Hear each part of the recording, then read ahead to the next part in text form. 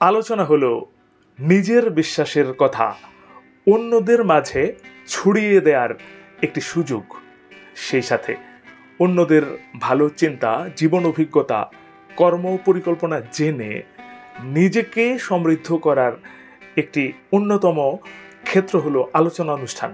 এই ধরনের অনুষ্ঠানকে ফলপ্রসূ করতে প্রয়োজন আলোচক, উদ্যোক্তা এবং শ্রোতার সমন্বিত প্রয়াস। আলোচ্য বিষয়ের উপরে আলোচকের জ্ঞান, দক্ষতা, অভিজ্ঞতা, সঠিক শব্দচয়ন আর নির্ভুল উচ্চারণের পাশাপাশি কিছু করণীয় বর্জনীয় আলোচনা অনুষ্ঠানকে, উপস্থাপনকে সুন্দর করে।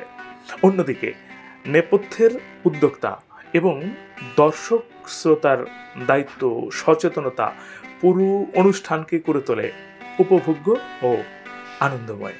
তো হয়ে উঠুক আপনাদের আলোচনার অনুষ্ঠান আনন্দময়।